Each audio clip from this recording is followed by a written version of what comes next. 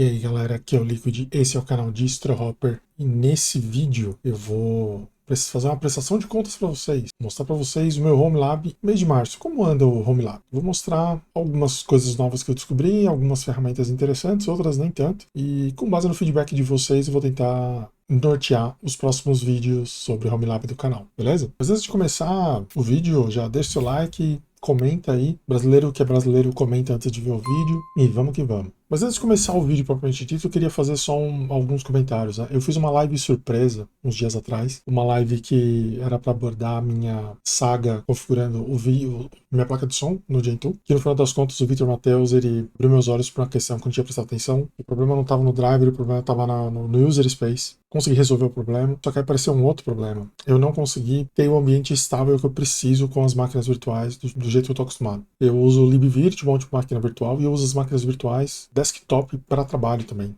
Então eu não posso gastar tanto tempo tentando estabilizar o meu Home Lab Gentoo, e eu já abortei. O Gentoo, para mim, muito bom para usar como desktop. Para servidor, nunca tive uma boa experiência e, pelo que eu tô vendo, isso não mudou e não vai mudar, certo? Uma outra coisa que me chamou atenção também nessa live foi a quantidade de visualizações e feedbacks positivos que eu recebi. Eu achei bem interessante, foi bem gratificante. Isso eu agradeço a todos que estavam presentes. Rolou até superchat, obrigado aí. Tem um outro detalhe também, foi uma pergunta que surgiu no meio da live, junto com o comentário do colega falando sobre o preço da CNH. Um colega perguntou, e se eu não me engano não é a primeira vez que ele faz esse comentário, tá? Eu acho que ele já fez esse comentário em outros vídeos também, se eu não me engano. Curto muito o seu canal, por favor não faça mais vídeos sobre política. Eu tô evitando, tanto que eu não tô lançando vídeo nenhum, tá? Eu tô no momento coach quântico da minha vida aqui. E eu tô tocando algumas posições de liderança na empresa e isso faz com que eu lide mais com material humano do que com tecnologia propriamente dita. E isso faz com que eu queira compartilhar muito mais conteúdo relacionado a pessoas do que conteúdos relacionados à tecnologia, tá? Apesar de eu amar a tecnologia, eu fico nesse impasse. Então eu gravei uma série de vídeos falando para os jovens que vai dar tudo certo, calma, tentando entender por que que a gente tem uma geração perdida nos Estados Unidos florescendo nesse exato momento, que é a geração Z, que os liberais dizem que esses jovens são vagabundos, esses jovens dizem que eles estudam pra caramba, fazem faculdade, saem devendo dinheiro e não conseguem ter uma refeição completa mesmo dando empregado. Então a gente tem esses dois contrapontos, o cara que fala, meu, compre ações e fique rico, outro cara que fala, meu, não usem, compre um sanduíche e moro no porão da minha mãe. Quem tá certo, quem tá errado? Então eu fiz uma série de vídeos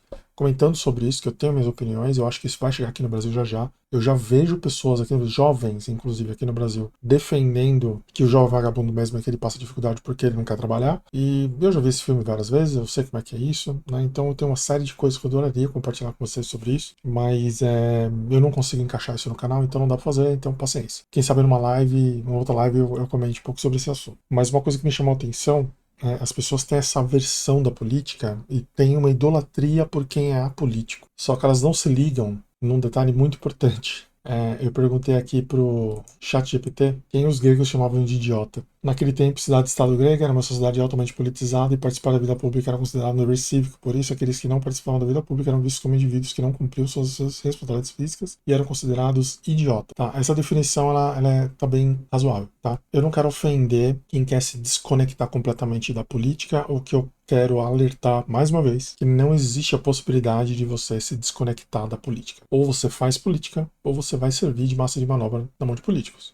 Não tem outra opção. Inclusive as duas opções ao mesmo tempo é possível, né? Mas você não consegue escapar de nenhuma dessas duas saídas, né? E eu falei isso na live. Você não precisa assistir a live tem quase 3 horas. Você não precisa assistir, tem mais de 3 horas, na verdade. Não precisa assistir a live, não. Se quiser assistir, legal, mas não precisa. A live vai falar sobre várias coisas, não só sobre isso. E é importante salientar que não tem como você trabalhar, ser um agente desenvolvedor de tecnologia e não imprimir o seu ponto de vista político no código que você faz. O código tem viés, né? Eu discordo do Akita, o código tem viés. Então, não seja um idiota desse ponto de vista, tá? Não quero ofender ninguém. Essa ideia de que se você é uma pessoa plenamente capaz de agir politicamente e você prefere não agir politicamente, você prefere se alienar ao que está acontecendo, isso é muito preocupante. E isso, para sua vida, isso é preocupante, tá? Não tô falando que você tem que vestir camiseta de político e fazer a minha pro alto, não. Não é isso que você tem que fazer. Nem o L. Mas Você tem que se posicionar, cara. É por falta de posicionamento das pessoas que a gente tem esse monte de oportunista aí sugando a gente, tá? Olha só, não gastei nem 10 minutos com disclaimers, tô melhorando. Esse vídeo vai ter menos de um pirula de tamanho. Então, ó, se liga, eu tô nesse movimento HomeLab, né, desde o ano passado. Eu já fiz um vídeo sobre o HomeLab, ele tá aqui no canal, foi logo quando eu comecei. De lá pra cá eu adicionei algumas coisas, eu queria falar um pouco sobre elas. Então esse é um vídeo mais ou menos curto, porque eu já mostrei boa parte do que tá aqui. Eu queria completar algumas coisas que vocês não viram, tá? Então acho que o primeiro cara aqui que poucos viram é o N8N. O N8N faz? Ele é uma central de automação, tá? Ele pega os serviços que você tem e conecta eles de um jeito bem intuitivo, graficamente, bonito. Então você basicamente clica e arrasta bloquinhos, faz os seus e vai fazendo suas automações. Se você precisar programar alguma coisa, tá aqui, ó, você pode usar código JavaScript. Eu lembro de ter visto exemplos onde eu usava alguma coisa parecida com Python também, aqui no como filtro, né? Mas eu confesso que eu sou iniciante, comecei a mexer nisso, tipo, literalmente hoje. E tô apanhando, tem algumas coisas que eu não entendo como funciona, mas ó, eu já consegui fazer uma integração com o Nextcloud. Então aqui, essa etapa, por exemplo, eu consigo me conectar com o meu Nextcloud pessoal aqui. Só que eu tô com uma dificuldade muito grande de fazer a conexão com o próprio N8N. Eu não consigo me conectar por API, fazer o N8N se conectar por API nele mesmo. Eu não consegui fazer isso. Todas as documentações que eu li me levaram exatamente ao mesmo lugar onde eu tô agora, então, enfim, tô parado nisso aí, mas eu tô empolgado com essa ferramenta aqui, tá? Possivelmente eu vou integrar ela no meu dia a dia em várias coisas. Ele tem muitos templates para resolver todo tipo de problema que você puder imaginar. Então, integrações com Telegram, integração com e-mail, integração com Notion, integração com Google Drive, Dropbox, Nextcloud, Gmail. O negócio não tem fim. Twitter não tem fim, cara. WooCommerce, tá vendo? WooCommerce, velho. Você consegue. Sei lá, você manda um tweet e compra uma bala. Então essa é a primeira dica. Primeira dica não, desculpa. Esse é um dos serviços que eu adicionei que eu ainda estou estudando, tá? Mas fica como dica aí para você que tem curiosidade nessa parte de automação. Isso você pode instalar no seu próprio computador ou numa VPS, como DigitalOcean, Linode. Outro cara que botei aqui para testar na minha infra é o TrueNAS, tá? O TrueNAS, se você não conhece, nunca ouviu falar, setor do campeonato, imagino que você já ouviu falar. O TrueNAS ele iniciou como um serviço de NAS mesmo, de Network Storage, né? Então você consegue ter na sua rede um computador que serve disco para outros computadores usando Samba, FTP, diversos protocolos aí. O TrueNAS ele sofreu um fork. Fork não, ele sofreu uma divisão. Então ele tem o TrueNAS Core, que é esse daqui, e tem o TrueNAS Scale, tá? Qual a diferença dos dois? TrueNAS Core, FreeBSD, padrãozão. TrueNAS Scale, Debian-based. Por que isso é importante?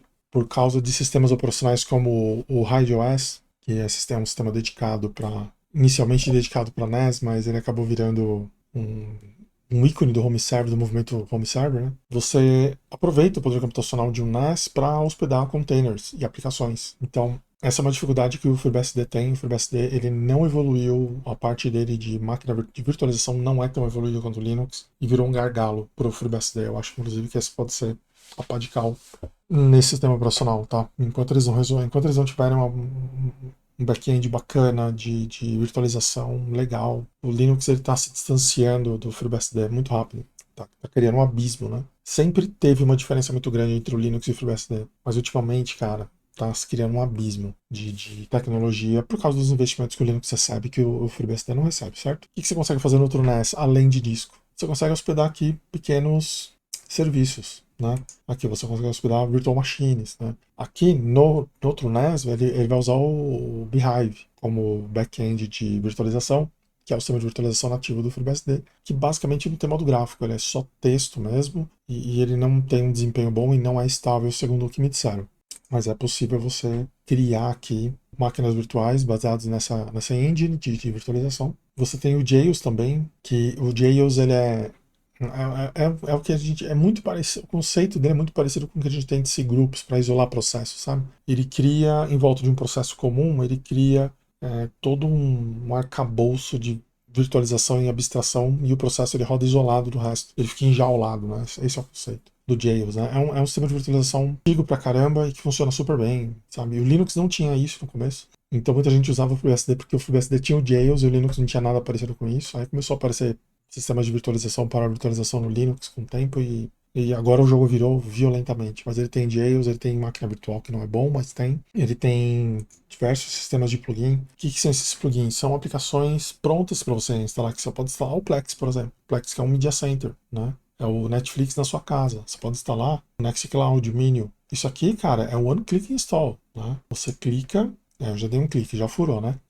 Mas a ideia é essa daqui, ó. Você clica numa aplicação e instala ela no seu TrueNAS, quer dizer, então ele faz ele cuida da parte dos discos e ainda roda aplicações dentro dele mesmo, né? Por isso que o TrueNAS Scale se fazer necessário, porque a versão Debian é muito mais poderosa e performática do que essa versão baseada no FreeBSD. Tem a parte de serviço e tal. Então, cara, tem de tudo aqui. Você pode compartilhar arquivos, você tem a parte de Active Directory, tá? Então, se você precisa de um servidor ADAP, tem aqui, ó. Não precisa instalar o FreeIPA, não. Precisa de um NIS, tem um NIS aqui. Tem um Kerberos, tá? Então, quer dizer, o que antigamente era só disco, né? Agora virou, um home server completo aqui, funcional e configurável totalmente a partir do seu navegador, né? Recomendo muito aí, se você tem máquina com discos, eu recomendo você instalar o TrueNAS, seja a versão Scale, seja a versão Core, para tocar suas coisas, tá? Porque, ele vai automatizar muita coisa da sua vida, ele vai te facilitar muita coisa. Eu tô considerando tirar o meu RAID Z dessa máquina que eu tô agora, que é o Ryzen 9, e botar em um outro computador rodando o TrueNAS. E aí eu deixaria essa máquina realmente focada em performance, não em storage. Aí eu deixo uma outra máquina focada para storage. E aí de repente eu vou usar um cara desse aqui, né, para rodar as minhas coisas. Eu estou procurando uma máquina que gasta menos energia também para poder deixar ela ligada 24/7. Esse daqui não dá para deixar não. Tá, então esse é outro cara que eu incorporei aqui no meu Home Lab. Então novidades aí. Próximo mês provavelmente eu já vou ter terminado essa migração. Tem o GLPI. GLPI é uma ferramenta ultra poderosa que não serve para todo mundo, mas ele serve para algumas situações. Se você tem um time de infra ou você presta serviços de infra, talvez esse cara te ajude, tá? Ele é um catálogo de inventário, ele é um catálogo, ele é um inventário. Você cataloga qualquer tipo de coisa que você tem no seu cliente, por exemplo. Você está fazendo a gestão do software do seu cliente, você pode cadastrar aqui. Você está fazendo gestão de impressoras, gestão de máquinas, gestão de senhas, gestão de chaves, de certificados, não importa, você vai cadastrando aqui. Ele permite, inclusive, que você rascunhe graficamente algumas coisas. Não sei que eu não tenho certeza se ele tem. Mas ele tem um cara que ele desenha o hack do data center para você desenhar e plugar as coisas. Não tenho certeza se é esse, eu acho que é. Esse é estranho que não apareceu aqui. Mas é isso, cara. Você tem todo tipo de ativo, você cadastra todo tipo de ativo que você precisar, de um jeito muito organizado. Ele tem alguma ferramenta para você fazer gestão de chamados, por exemplo. Então você pode colocar seu cliente para fazer o chamado diretamente nessa plataforma. Tá? E aí, algum usuário, você pode ter um grupo de infra-admins aí, cadastrado nesse sistema. Se aparecer um chamado novo, todo mundo recebe e-mail, ou telefones tocam, por aí vai. Então é uma ferramenta bem bacana que eu recomendo bastante. Se você está ligado com um time de infra que precisa se organizar, ou se você presta serviço para servidor, infra em geral, eu acho que vale a pena você dar uma olhada nesse cara, tá? Ele facilita muito você não se perder, principalmente quando você tem muitos clientes, cara. E esse é um perfil de pessoas que eu não sei se é assim no meu canal, mas eu conheço bastante gente que faz isso. É gente que começou com Linux lá nos anos 2000, ganhou bastante experiência e hoje tem uma carteira de clientes 20, 30 clientes. Cada cliente tem seu parque tecnológico e o cara, às vezes, ele precisa ter acesso às máquinas, ele precisa ter informações, detalhes de arquitetura e tal. E essa ferramenta possibilita ele a ter tudo isso, tá? Eu ainda estou estudando essa ferramenta para adoção no meu time. Provavelmente a gente vai usar, se não essa, alguma ferramenta tão poderosa quanto essa, para a gente conseguir se organizar nos clientes que a gente atende, certo? Esse é o GLPI. Aliás, se você conhecer alguma ferramenta parecida com essa, me avise, hein? O que mais que entrou aqui? Uptime Kuma. Eu não lembro se eu falei do Uptime Kuma da outra vez, tá? Esse serviço aqui, além de eu não saber a senha, ele é um monitor de uptime, basicamente, tá? Então você consegue adicionar um monitor, você escolhe o protocolo, você escolhe o nome e por aí vai. O tipo de monitoramento que você escolhe. TCP, HTTP, ping, DNS, se tem um container rodando. Você define como ele vai monitorar, o que tem que ser monitorado, MQTT, por aí vai. E aí você vai cadastrando, né? Qual que é o intervalo do heartbeat. Você cria políticas de notificação, então notificação por Telegram, por SMS. Você escolhe. Então, quer dizer, ele tem todo tipo de protocolo para você monitorar, ao mesmo tempo ele tem todo tipo de ferramenta para você integrar, para você receber os avisos se alguém sair do ar, e é uma ferramenta bonitas, fácil de configurar, funciona bem no mobile, tá? Funciona bem no celular. Então, eu não sei se ele tem app, mas eu não sei se precisa, sendo bem sincero. E é isso. Então, você tem o Optime Kuma, eu recomendo muito aí. Eu tô usando ele aqui, eu uso ele em produção e eu tô começando. Aqui no meu Home Lab eu uso ele também para algumas coisas, mas como eu não tenho nada de importante aqui, apesar que eu quero que isso mude em breve, eu tô pensando em hospedar serviços. Eu tô pensando em criar um fórum pro canal, por exemplo, e esse fórum vai rodar em alguma máquina aqui de casa. Eu não vou pagar servidor para isso não. Então eu vou precisar de uma ferramenta dessa para saber se acontecer alguma coisa, se tem alguém fora do ar e tal. Beleza? Mas é uma ferramenta bem fácil, bem bonita. Se vocês quiserem, depois eu faço um vídeo explicando pormenores da sua instalação. Tá? O restante eu vou falar mais por cima porque eu já falei no vídeo anterior, tá? Então, se você quiser mais detalhes, mais aprofundamento, dá uma olhada no meu vídeo anterior sobre o Home Lab, lá, que eu fiz em janeiro, para melhor o que eu tenho aqui. Eu tenho um Syncfin, que é um cara basicamente que faz o papel de Dropbox aqui em casa. Então, eu tenho alguns computadores que sincronizam determinadas pastas entre si. Então, toda vez que eles estão online, eles estão trocando arquivos. Ele funciona, ele é tão bom quanto um Dropbox da vida, mas ele não é centralizado, isso é importante. Você pode definir cadeias de sincronização entre grupos de máquinas distintos. Tá? Você pode fazer uma máquina conversar com a outra, e aí uma terceira máquina funciona. A máquina A conversa com a B, aí a máquina A conversa com a C, mas a C não conversa com a B. Por exemplo, você consegue ter esse tipo de separação. Bem interessante, não roda muito bem em máquina antiga, tá? O cliente dele é pesadão, ele precisa de núcleos para funcionar. Se você tem um i3 de 4 núcleos de 10 anos atrás, vai penar pra caramba. Então é um cara para ter cuidado, mas ele costuma ser bem bom, tá? Bem bom. Serve tanto para uso desktop quanto para uso servidor, tá? Inclusive eu conheço gente que usa isso aqui como ferramenta de backup em servidor também. Ele sincroniza os backups entre diferentes máquinas, tá? Bem interessante o Syncfin. Tem o Portainer, né, que eu já falei dele aqui também, provavelmente, que é um gerenciador de Dockers, né? Então é uma interface web para Docker. Você consegue fazer algumas coisas bem interessantes aqui. Por exemplo, você consegue entrar num serviço e rodar e monitorar, né? Você consegue ver log, você consegue abrir um terminal se precisar. Então, por exemplo, aqui, ó, eu consigo ver diretamente aqui, ó, os logs, tá vendo? Esse aqui é o log do meu container. Eu consigo ver gráficos de uso, estatísticas. Não está funcionando porque será, não sei. Ah, não está sim, ele estava carregando. Mas ele faz um monitoramento de gráfico e tal. Você consegue executar um console e interagir diretamente dentro do seu. Quer dizer, tudo isso você consegue fazer com outras ferramentas usando o Docker. Mas com esse cara aqui você faz remoto usando só a interface gráfica, né? Você consegue criar coisas aqui também, um negócio que é importante.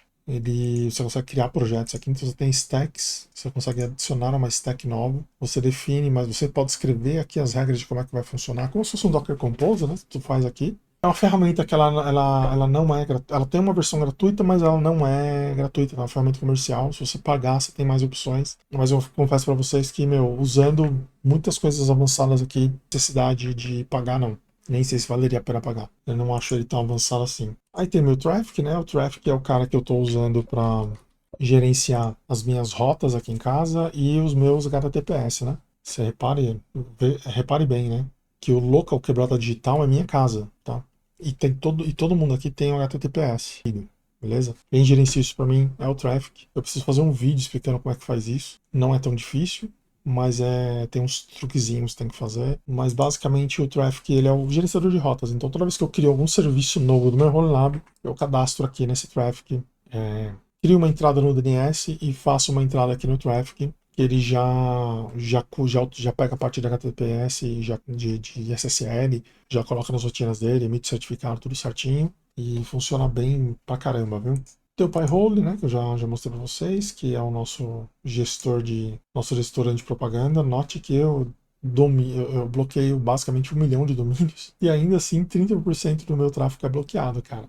30% do meu tráfego é bloqueado. Para você ter uma ideia de como a coisa está fora do controle. Tem o Jellyfin é um concorrente do Plex, tá? Eu tenho um pouco para falar sobre o Jellyfin e sobre o Plex, tá? O Plex, tanto o Plex quanto o Jellyfin, são dois media centers muito bons, muito competentes. O Jellyfin é open source, tá?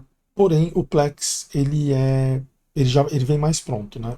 O Jellyfin, você completa ele com plugins, mas você tem que procurar os plugins e ler como é que configura e tal. E o Plex não, o Plex vem pronto. Você só coloca a sua mídia lá, ele vai funcionar muito bem em qualquer dispositivo que você tiver. Eu gosto muito do Jellyfin, o problema dele é que na minha televisão o aplicativo dele é bem ruim. muito limitado, e o duplex é perfeito. Então eu acabo usando mais o Plex do que o Jellyfin. Mas, por exemplo, para indexar anime, por exemplo, ele é muito melhor do que o Plex. É muito mais fácil de você gerenciar as coleções também. E ele é mais poderoso do que o Plex em várias questões um pouco mais técnicas. Um dia eu faço um vídeo comparando os dois, tá? Um outro detalhe importante, né, que tem o LastPass, que é aquela ferramenta de gestão de senhas super famosa, né, tem por aí, foi uma das primeiras que apareceu no mercado.